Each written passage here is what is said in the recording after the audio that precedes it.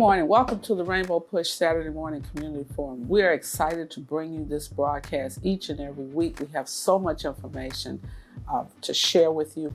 Don't forget to social distance. Don't forget to wear your mask. Don't forget the protocols, because coronavirus is not taking a holiday at all.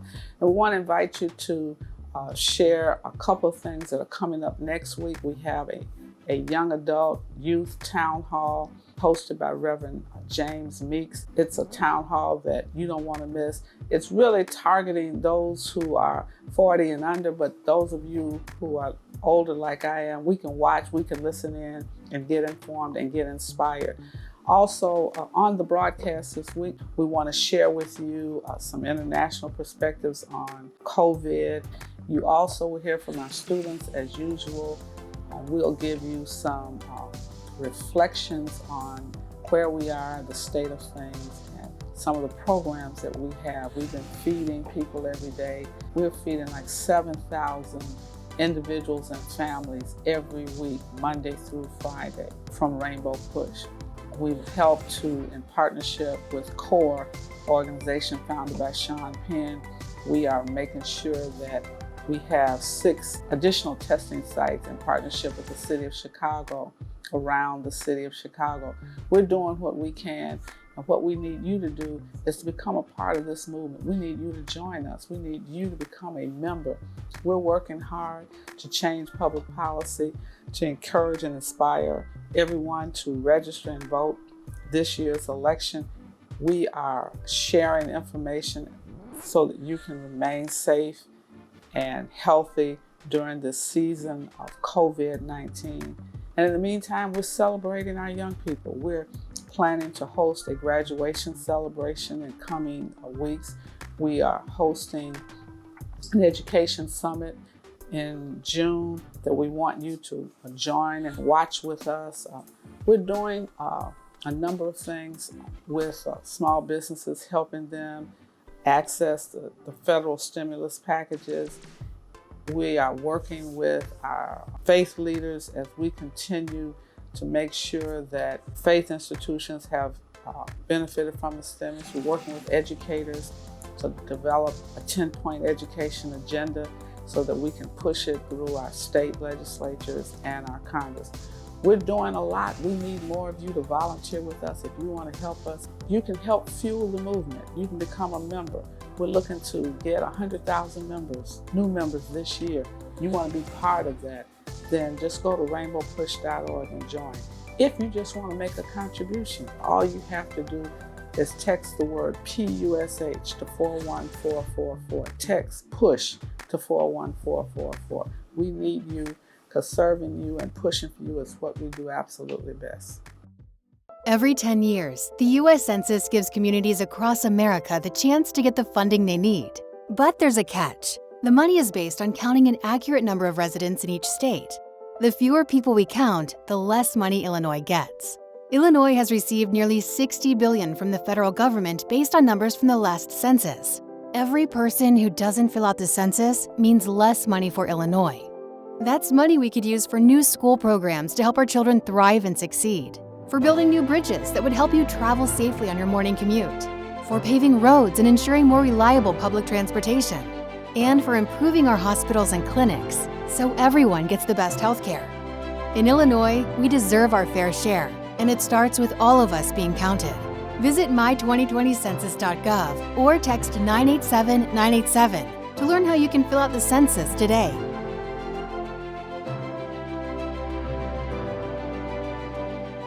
Good afternoon, it's Attorney Robert Petula. I'm the Southeast Regional Director for the Rainbow Push Coalition. I want to give a quick message to our 2020 graduates. I know you feel like you are going through the hardest time on earth, and this is the worst time to graduate. I can commiserate. I graduated from high school right after 9/11. Which was not a cakewalk, and then graduated from law school in 2009 in the middle of the Great Recession. So we got hit with a double whammy, but things will be okay. Things are progressing. So we wanted to talk a little bit about what to do on the jobs, internships front, and things you can do going forward to put yourself in the best position to come out of this lockdown quarantine situation and still be on track for for your future plans.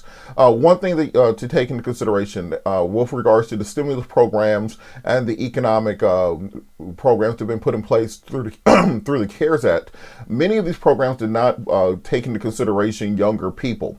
So if you were claimed on your parents' income tax in 2019, then they would have gotten your stimulus money. That those funds have probably already been distributed, and you would not be eligible for such. However, if you did file your own tax return in either 2018 or 2019 and were not claimed as a dependent on either your parents or anyone else's taxes in those years, you would be eligible for that $1,200 federal stimulus. Further, for individuals who are in business for themselves, who are independent contractors, who drive Lyft, who are 1099 employees, you would have been eligible to apply for the EIDL EIDL loan, the Emergency Impact Disaster Loan Program, which could have gave you an advance of up to $1,000 if you're a sole proprietor for your business that you had incorporated, or as a 1099 employee working for yourself. So those are some of the economic programs which are currently available. Also, we have to look going down the pipeline. There will be a stimulus pack number 4. Democrats have passed a $3 trillion stimulus bill, which the Republicans in the Senate are opposing. However, it is estimated that that's going to be around the price tag for whatever the next stimulus program is. The question is, how is that money distributed? Anybody who's a political science major, the first day of class, they tell you politics is the question of who gets what when. And on this question of who gets what when, what we saw in the first stimulus package was that corporations, millionaires, people at the top of the economy benefited first. And what we have to do in this next version of the stimulus program is ensure that that money trickles down to the rest of us. So this is why it's crucial for young people, high school graduates, college graduates right now to, one, get registered to vote and register everyone that you know around you. Two, take part in the census to ensure that you're counted. The reason that these are important is that when it comes to the reapportioning of congressional districts, when it comes to the distribution of federal aid, federal programs, when it comes to the money coming down the pipelines, the number of people who are counted in the census for your district is crucial in determining how that money is distributed. And further, when you're registered to vote, that gives you the ability to sway these politicians when it comes to making sure that you're taking into consideration when this next $3 trillion of funding goes down the pipelines. So things such as bridge loans for startup businesses, another round of economic stimulus checks to individuals instead of simply money for corporations. Those are all things that are included in the Democratic stimulus proposal, and that we need to be fighting for to include in the final stimulus bill. So it's crucial that you get registered to vote, that you register as many people around you to vote, and also that you make sure that that you get everybody counted in those census programs. So what do you do in the interim on the individual level if you cannot depend on, or if you don't have time to wait for the stimulus program to go through, if you don't have time to wait for the election or for the census count and all those things? What do you do now to try to bridge this gap? Well, you have to be part of the adaptive generation and understand that as many things fall apart, more things grow. Everybody isn't going broke all at the same time. So this gives you an opportunity to see where exactly you fit into this broader economy. This is the generation that grew up with smartphones. This is the generation that grew up with high-speed internet and knows how to work and manipulate through those areas. One thing that we've seen many corporations do is start programs such as virtual internships, where they will allow people to intern, quote unquote, virtually. Just as many employees are now working from home, you can have a work from home internship, and the criteria on those often are not as stringent as previously internships were. Therefore, you can have internships with many corporations where you do things such as doc review, filing, collating, taking notes on calls, all the things you would do in a regular internship, except not getting coffee for people. So that's something that you should absolutely look into. Also, you should look into how you can prosper in the web-based economy. This might be that time to start that YouTube channel, that fashion blog.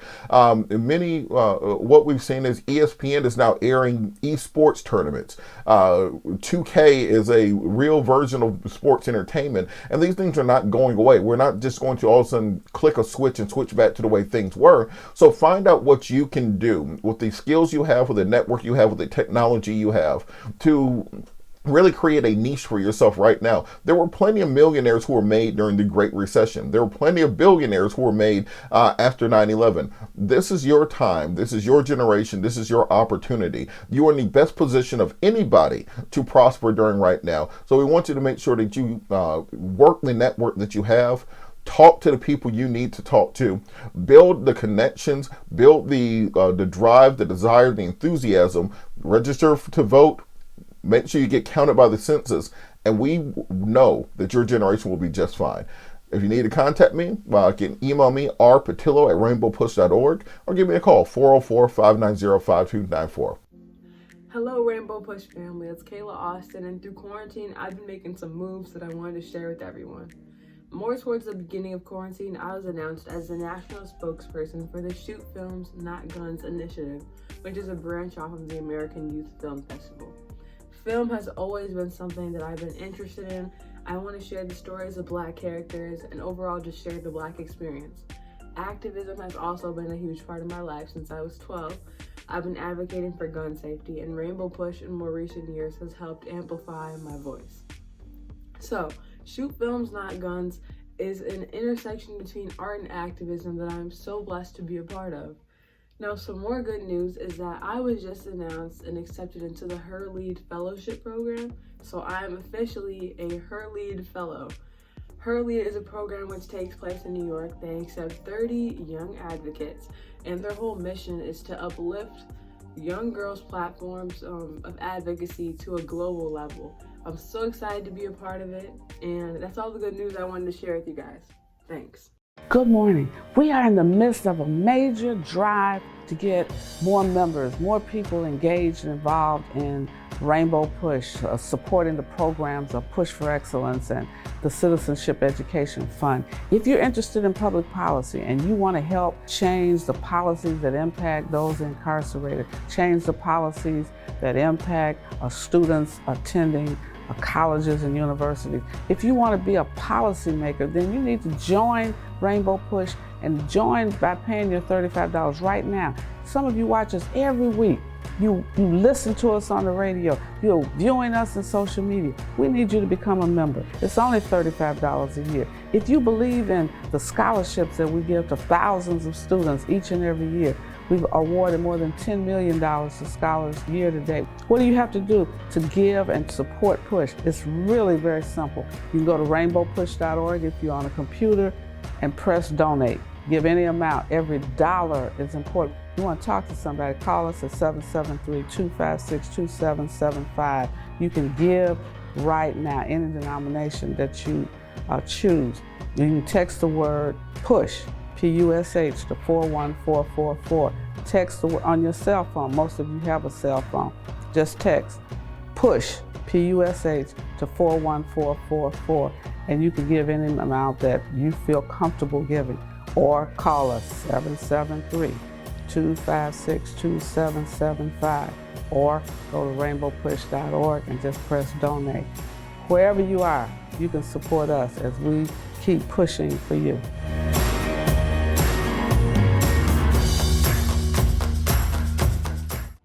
As you can see, we are still in the trenches, making sure that all our communities are still getting fed with everything that they need. To this day, we have given out 37,700 meals. We are in this with aldermen, churches, all across Chicago, from the west side to the south side, and even in the suburbs. We want to make sure that our communities are fed with nutritious meals, and we thank all of you for assisting us in making this happen. So continue to stay plugged in at rainbowpush.org. Since COVID-19 reached our city, I've been praising the incredible work of countless individuals who have stepped up to serve their city and their fellow Chicagoans. One of which, of course, is our own Reverend Jesse Jackson Sr., who reached out a few weeks ago and connected us with the core team, which is led by actor and humanitarian Sean Penn. For years, Reverend Jackson has been working with Mr. Penn to bring emergency supplies to areas around the world facing urgent needs, such as the lower 9th Ward of New Orleans following the devastation of Hurricane Katrina. Most recently, CORE has been working to fight COVID-19 in Los Angeles and other parts of California. And they offered to come here to Chicago, which is what brings us here today. Thanks to Sean and his team at CORE, this site here in Belmont Cragen, as well as our site at Saucedo Elementary and Little Village, have already administered over 800 COVID tests since they opened last week. Supporting existing institutions of public health, safety, and education, both in government and in community organizations, is the principal mission of CORE. We like to think of ourselves as a quick, unbureaucratic weapon in the arsenal of bureaucracies, and when we have a city like Chicago, where it's such a proactive mayor who has had the faith in us to participate, these are the kinds of partnerships that can be visible and therefore replicable, because it's not going to be just CORE or just World Central Kitchen or just Reverend Jackson and Yusuf's organization that are going to be able to make the bigger dent in the nationwide issue. So one of our big missions is to do what we do and do it well in solidarity and partnership with these organizations. Thank you, Mayor Lightfoot, again for your clear and competent leadership and clear communication during this crisis, and for allowing me to share some observations over the last week regarding this historic partnership among CORE, the Rainbow Push Coalition, and the City of Chicago. Our understanding of COVID-19 evolves, and the city continues to demonstrate the courage to accept input from the community and support from CORE. It continues to invest in this partnership responsibly by making available the incredibly talented and committed people from so many departments of city government, including health, aviation, police, fire, OEMC, streets and sand, CPS, water management, and that's just to name a few. And I want to thank personally Tamara, Sybil, and Candace for their partnership and teamwork. Chef Jose, thank you for your commitment to our city, not just to open up new restaurants with the Lombardo family and the Gibsons Group, but to work with Vanessa and Doug Moore at 50/50 to heal with food and deliver meals to those in need. I look forward to expanding your relationship deeper into the neighborhoods of Chicago. Ann and Sean, thank you both. You've been on the front lines fighting to restore the dignity to those most vulnerable to economic and health disasters for many years. In our hemisphere, Haiti and the Bahamas, in our cities across the country, in Navajo Nation for first responders, communities of color, and now in my hometown, in neighborhoods where the disease has been stubborn and unrelenting, you expand your ministry. Over the last week, the Rainbow Push Coalition has delivered 7,500 prepared meals, along with the University of Chicago, to veterans, homeless people, seniors, and families. We had a call with over 100 ministers, again, several days ago, to encourage them not to congregate. Today marks the 4th day since we started the important work of COVID-19 testing at Maria Saucedo School. And this will be the 2nd day of testing here at Jorge Prieto. CORE and our neighborhood partners have administered over 800 tests last week, as the mayor mentioned.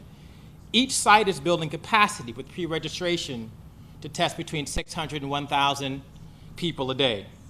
This week we opened 2, potentially 3 more sites. Getting these sites up and running efficiently is truly a community effort. We are working with dozens of churches, pastors, community leaders, influencers, civic groups, and civil rights organizations to staff these sites. The people working on these sites are brave and dedicated. Those working on these sites play a critical role in controlling the disease and reopening our businesses. They are doing the hard work for the city to meet its metrics, and we thank you.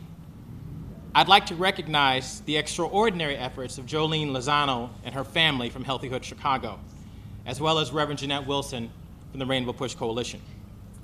In many ways, each of us is on the front lines. This disease is indiscriminately affecting all of our lives in its effect on our businesses, families, and friendships. In other ways, it is very discriminating in its effect on poor people, blacks, Latinos, immigrants, the elderly, and people with pre-existing health conditions. Some of us are donating to charities, others of us are supporting local businesses, and still others of us have time and expertise to offer. Some are being personally responsible and simply staying at home. And now there's another element to personal responsibility. We must take advantage of the opportunity to test. Testing is the first important component of contact tracing. The sites have the capacity.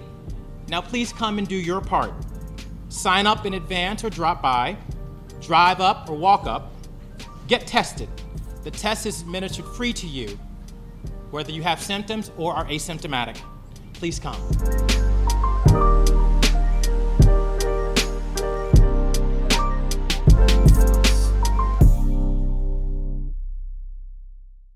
Every 10 years, the U.S. Census gives communities across America the chance to get the funding they need. But there's a catch. The money is based on counting an accurate number of residents in each state. The fewer people we count, the less money Illinois gets. Illinois has received nearly $60 billion from the federal government based on numbers from the last census. Every person who doesn't fill out the census means less money for Illinois. That's money we could use for new school programs to help our children thrive and succeed, for building new bridges that would help you travel safely on your morning commute, for paving roads and ensuring more reliable public transportation, and for improving our hospitals and clinics so everyone gets the best health care. In Illinois, we deserve our fair share, and it starts with all of us being counted. Visit my2020census.gov or text 987-987 to learn how you can fill out the census today.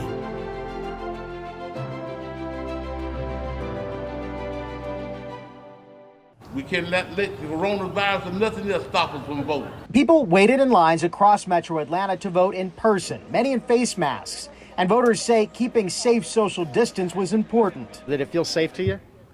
It felt relatively safe. Maybe there could have been slightly more spacing between folks in this line here. Cobb voter Roger Babb tells me he applied to vote absentee, but hasn't received his ballot yet. So he made the trip to this polling location in Marietta. I didn't get a absentee ballot, so I had no choice but to come down. But Secretary of State Brad Raffensperger says voters still have plenty of time to vote by mail.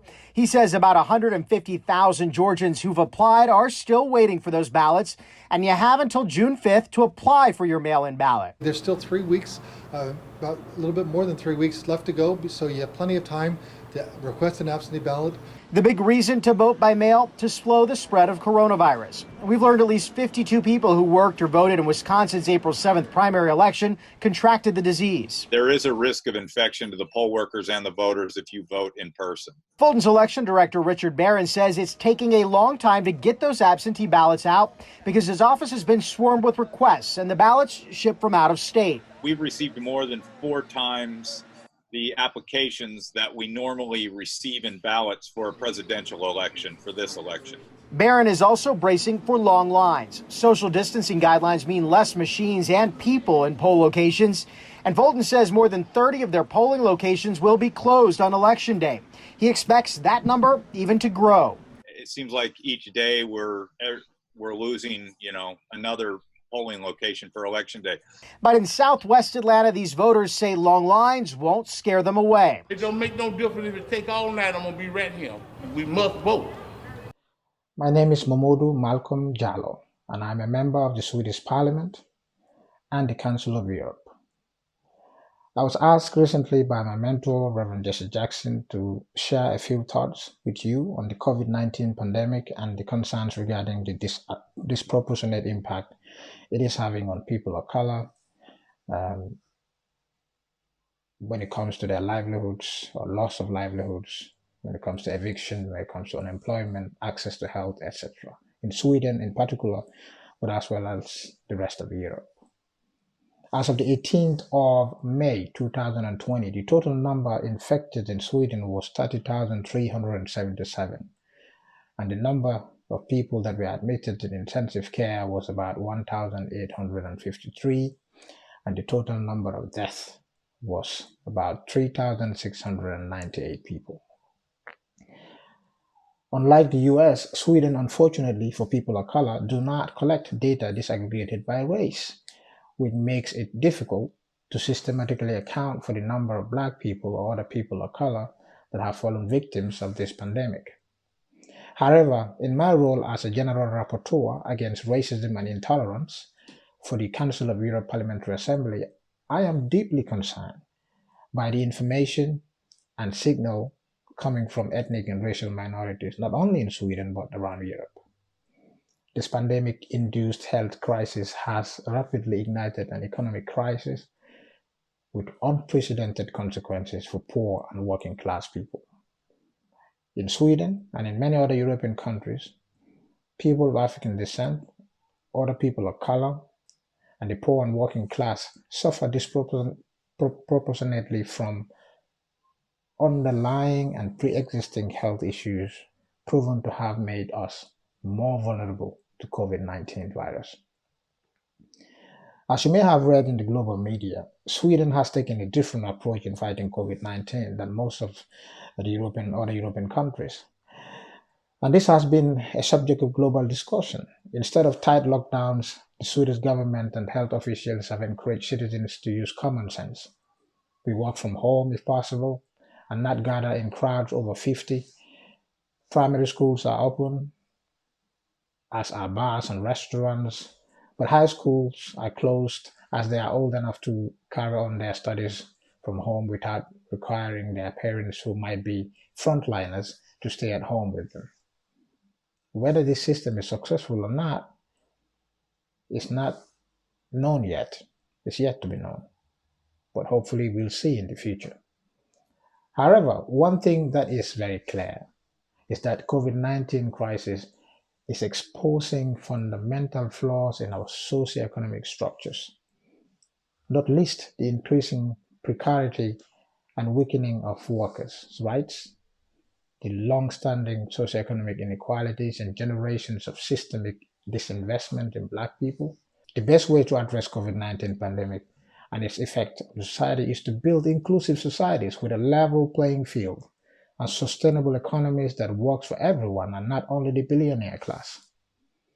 A society that aspires to translate its pain and suffering into change on a large scale so that recovery from this crisis will be based on equality, human rights, social justice, sustainability, and the enjoyment of the highest attainable standard of health. For if there is anything we have learned so far from this crisis, is that it clearly shows us that policies based on austerity, privatization, and deregulation have had extremely negative impact on health systems in Europe, thereby causing severe problems in guaranteeing universal access to health care as a fundamental right. So, what must we do? We must take this chance to build a sustainable society that is rooted in our ability to recognize the potential of each and every individual. We must build sustainable economies that encourages value creation instead of value extraction. And we must encourage leadership that prioritizes the interests of the masses of the people rather than the billionaire class, and protect the most vulnerable, because that is the only way we as a people will have a chance to withstand future crises. Thank you so much. Good morning. We are in the midst of a major drive to get more members, more people engaged and involved in Rainbow Push, supporting the programs of Push for Excellence and the Citizenship Education Fund. If you're interested in public policy and you want to help change the policies that impact those incarcerated, change the policies that impact students attending colleges and universities. If you want to be a policymaker, then you need to join Rainbow Push and join by paying your $35 right now. Some of you watch us every week. You listen to us on the radio. You're viewing us in social media. We need you to become a member. It's only $35 a year. If you believe in the scholarships that we give to thousands of students each and every year, we've awarded more than $10 million to scholars year to date. What do you have to do to give and support Push? It's really very simple. You can go to rainbowpush.org if you're on a computer and press donate. Give any amount. Every dollar is important. You want to talk to somebody, call us at 773-256-2775. You can give right now, any denomination that you choose. You can text the word PUSH, PUSH, to 41444. Text on your cell phone. Most of you have a cell phone. Just text PUSH, P-U-S-H, to 41444, and you can give any amount that you feel comfortable giving. Or call us 773-256-2775, or go to rainbowpush.org and just press donate. Wherever you are, you can support us as we keep pushing for you.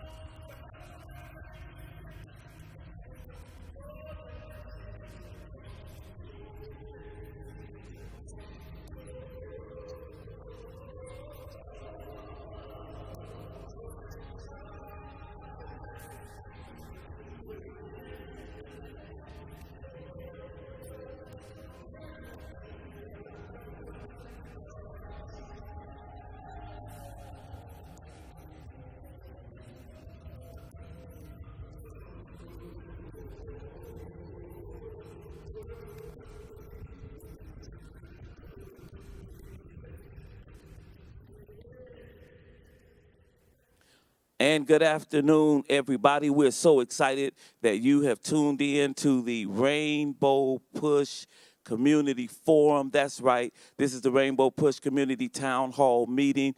I'm Reverend James Meeks. I'm usually hosting Crisis in Faith at this hour. And we're trying to show you that the clergy in Chicago, that we're together. We're all working together, and we're all working toward the same thing. Let me open in a word of prayer. Our Father and our God, we love you. We thank you for your loving kindness and for your great mercy. We thank you, God, for giving us the privilege tonight to talk to your people.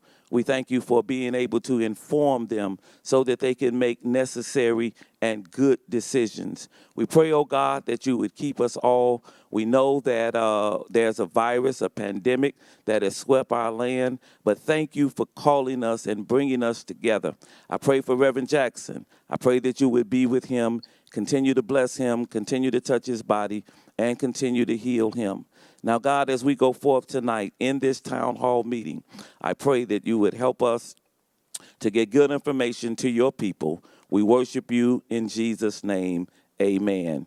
One of the things that brought us together was this question about whether or not we should open our churches. And all of us who are on the screen tonight made a decision that it was unsafe to open our churches. Our mayor has been with us. She's been doing a wonderful job. And so tonight you get a chance to hear from everybody. So first up, our speaker who will take us a little further is none other than the founder and president of the Rainbow Push Coalition. I know you're at home, but you can still welcome and put your hands together for the Reverend Jesse Lewis Jackson. Reverend Jackson, we love you. Thank you very much. Thank you very much, Reverend Meeks.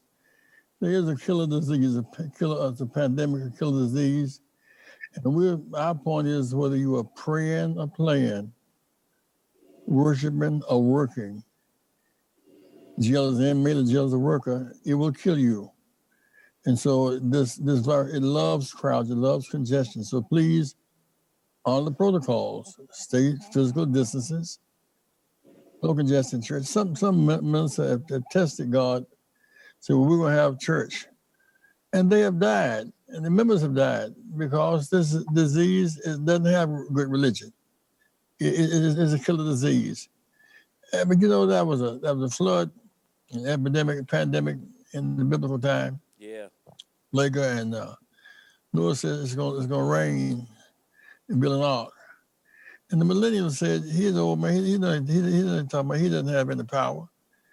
Noah kept saying it, and finally it began to rain. Those inside the ark who could not swim survived. Those outside who could swim died because they couldn't swim 4 days and nights. No one has in their right mind will miss the chance to be in the ark. They stayed in the ark until the flood was over. Until a dove flew out the window. They didn't say a buzzard. Now buzzards are flying because people are dying. So I urge you to honor the rest. What we've been doing in these past weeks, we're feeding about 7,500 people a week. We've been able to work with the mayor and work out deal with CORE and get 6 testing sites. We've been working diligently. So I want Reverend Meeks and you want to talk about why you made the decision to close your churches and what you are doing. You're honoring the protocol. I want to express my thanks again to Mayor Lightfoot, who's a mayor of unusual strength and character. Believe in her. She makes good. She is not choosing profitable people. She's not choosing money over meaning. We thank God. We praise God for Dr. Lightfoot.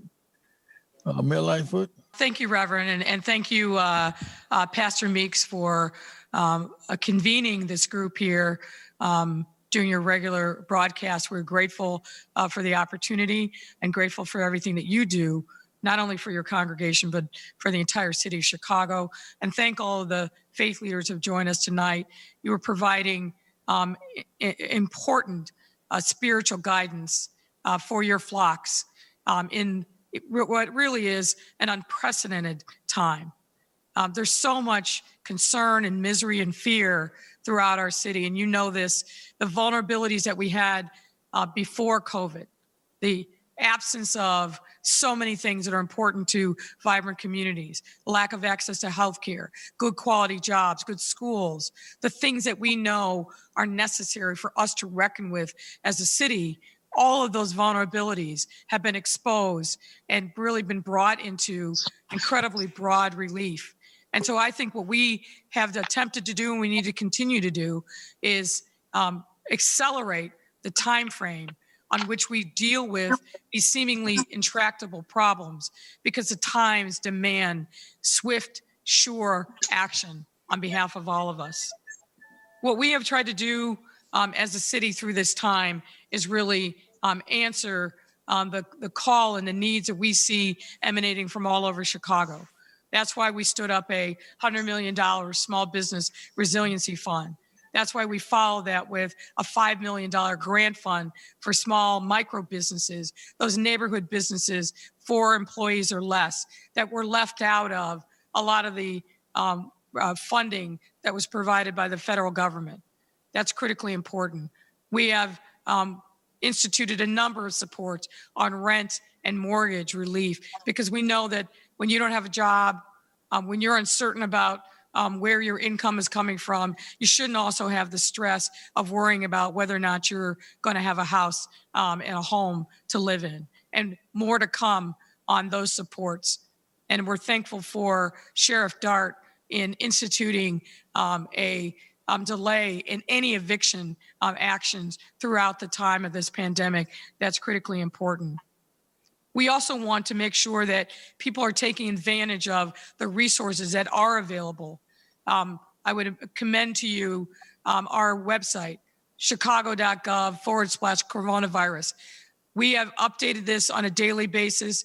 It has the most accurate and up-to-date information on where the arc of this virus is going, what the impact is on various communities throughout Chicago by zip code.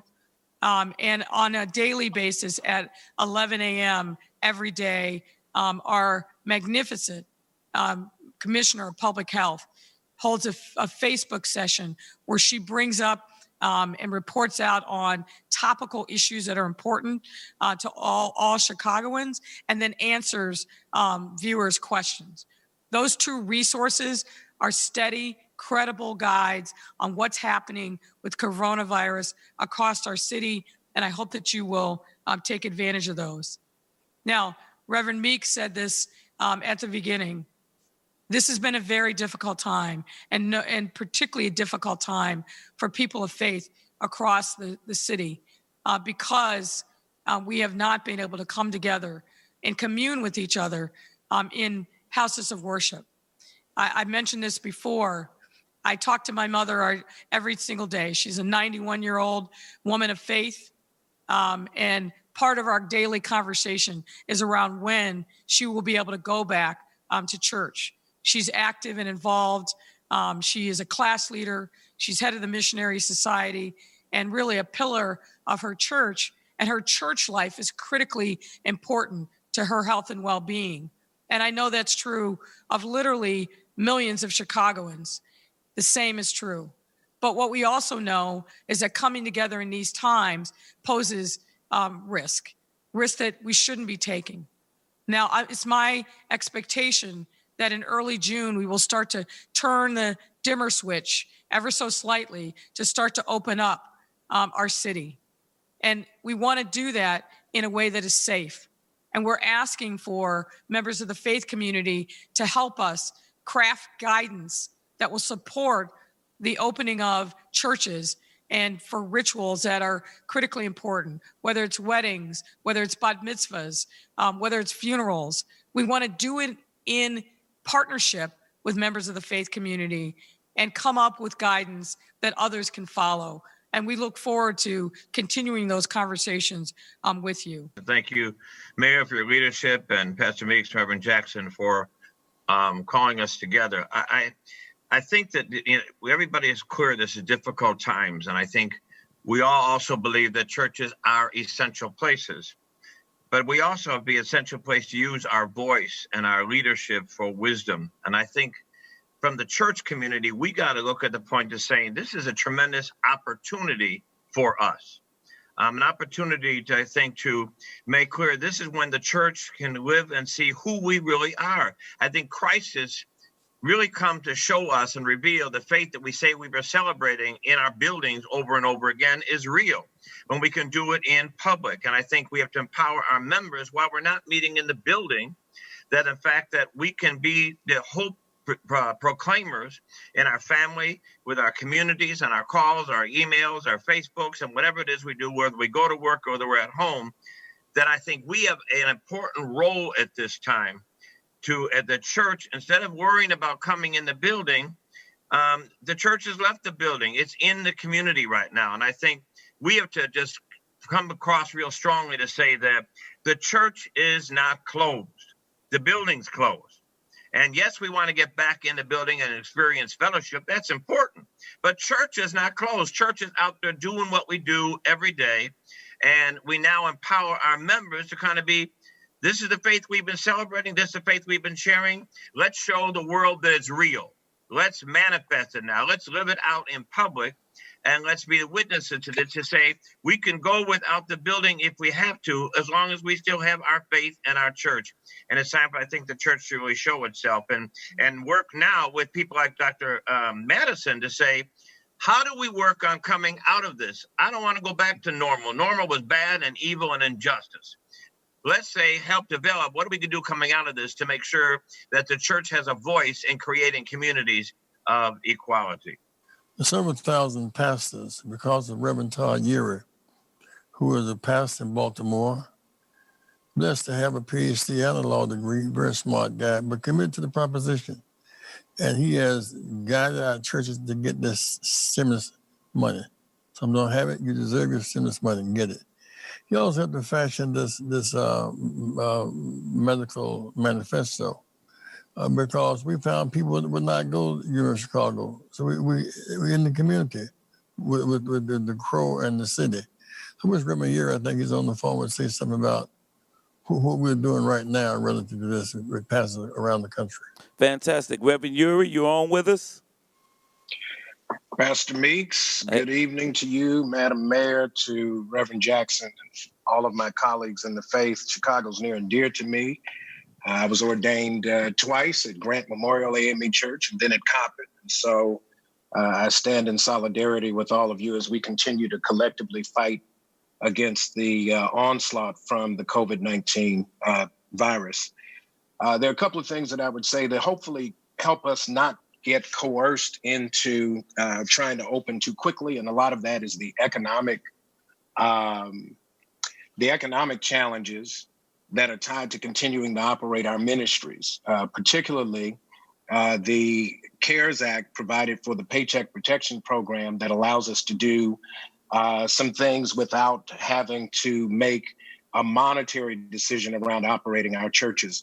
I did confirm earlier today that there's still about $100 billion still available in Paycheck Protection Program money. We will be ramping up again quickly, particularly for our faith-based and nonprofit partners who are trying to continue to do good work under enormous constraints. But we want to make sure that we don't become unwitting participants in the demise of our communities, because we are putting pressure on the healthcare system tied to economics that will not soon be resolved if we take this make this reckless decision. The one other thing I would say tied to this is that, as Dr. McDougall mentioned, tied to the healthcare manifesto, the mayor has worked so diligently with her team to make access to testing a key issue in communities that are not necessarily represented in the data we've been seeing in Washington. But we have to make sure that we do not engage in fast tracking one of our responsibilities as faith leaders, and that's leading funerals. The truth of the matter is that trying to have church too quickly when our congregations are not in the best position to gather, families are not able to mourn the loss of their loved ones, is not only improper, it's reckless, and I think it stands in great contradiction to what I believe Scripture would call us to do. And so I will do whatever I can to assist as I can to make sure that we have good protection of lives and livelihoods simultaneously. It's not an either or, it's not dichotomous, it's both and, but the way we do it is to make sure that we don't become the pawns of the government that's trying to make an economic decision at the expense of the communities that we say we serve. So I'm here. Thank you, Reverend Jackson, for this time. Pastor Meeks, some churches We just said $100 billion. They never got the stimulus money, never applied for it really. How can people reach you about the $100 billion that you think is left in the till? Well, I got that number from the administration today, so I'm assuming that they know where it is. But if you go to www.rpc, the initials for Rainbow Push Coalition, RPC COVID-19, the number 19.com, you'll be able to get the up-to-date information about the state of the program, what we'll be doing to support you in filling out your applications, verifying your information, and making sure that we protect not only your ministries, but the people that you minister to in the midst of this pandemic. People of God, how many of you all know that this is your season to win? Because a winner is an ex-loser that got mad, determined, and focused. Turn to your neighbor and say, I'm going to win in every area of my life. We wrote this song together. Me and Uncle Percy, come on, help the people of God out. Somebody say, I'm going to win. Listen here. I have been broken. My life was torn apart. So many struggles. I feel I'm so far from God. I heard somebody say I need to change my way. I'm starting all over now. I'm not gonna make the same mistake.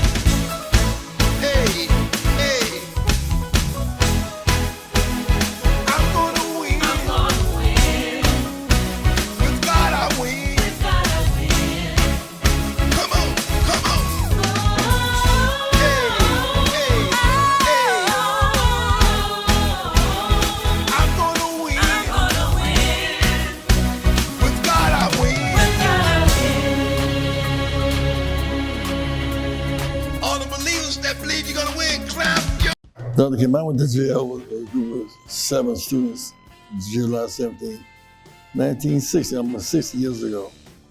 We never stopped moving.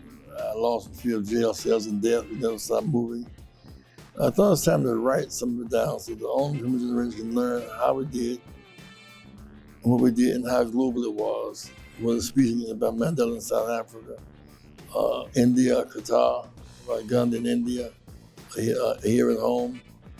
This book tells the story, so please get it and give it to your friends. Read it, let's argue about it, let's discuss it. Yep, so the book is Keeping Hope Alive, Sermons and Speeches of Reverend Jesse Jackson Sr. It's quite a good collection. You know, we've got sermons and speeches from around the globe because you have made such a global impact, not just here in the U.S., but around the world. Thank you for tuning in to our International Saturday morning broadcast. We need your support. Here are ways to give to Rainbow Push Coalition. Text PUSH, P-U-S-H, to pound 41444 to support the work of Reverend Jesse Jackson Sr. and Rainbow Push Coalition. When you shop, Amazon gives. Visit Amazon Smile and select Push for Excellence as your charitable organization by starting your shopping at smile.amazon.com. Get involved with the movement.